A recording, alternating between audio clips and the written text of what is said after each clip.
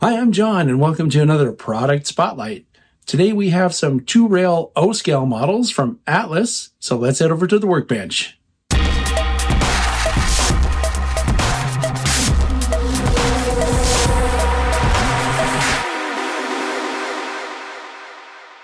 All right, so here's what we're looking at today. These are O-scale 2-rail horizon cars decorated for Amtrak in the Phase 6 paint scheme. These come from Atlas. They're in Atlas's Masters series.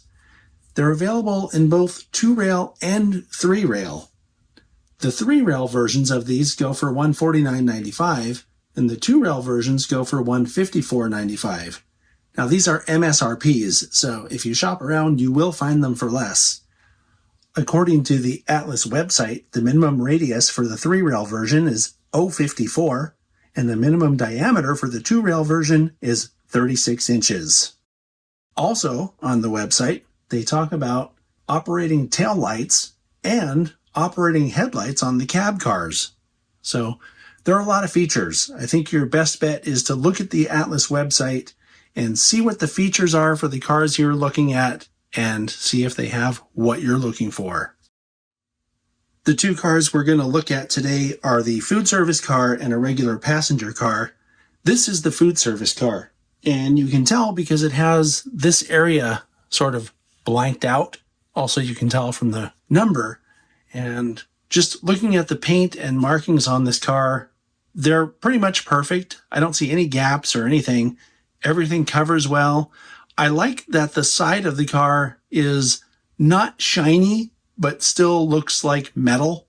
That's pretty cool. It has separately applied grabs on both ends, and it has rubber diaphragms, which we'll take a look at more closely in just a minute. Something else I'd like to point out is that there are details visible from the side of the car like this, and they're different on each side.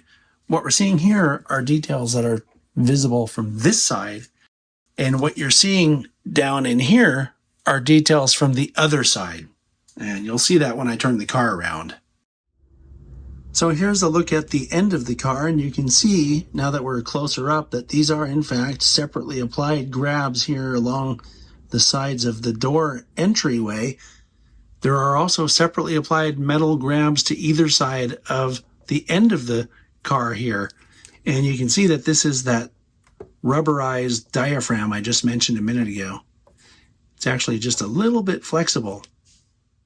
I want to show this angle because you can see that the vestibule door actually has a lot of good detail, including a window with gasket detail all the way around the edges.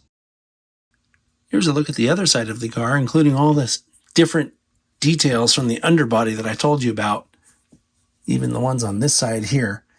Also, from this angle, you can see that the trucks have a lot of very nice detail as well. Here's the other end of the car. You can see the details very similar to what we already looked at. And the roof is appropriately corrugated. Looking at the bottom of the car, you can see that it has body-mounted couplers, and of course they're metal wheels, because if you're also looking, you can see that the trucks have provisions for electrical pickup. That's because the rear lights work on these models. These models also have interior lights as well as a fully decorated interior. All right, so I've switched now to the other car, which is the straight passenger car. And we're going to take a look at it in the opposite order from which we looked at the other one, starting off with the rear lights as well as the interior lighting. Here's a look at the bottom of this car, and you can see the details that show from the side are different, just like on the other car.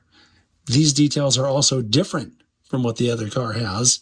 These cars are also outfitted with a switch here that will turn the rear lights on or off.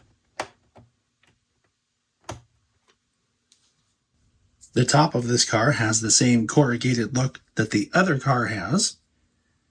And as you can see from this side view, it's also very well painted and marked.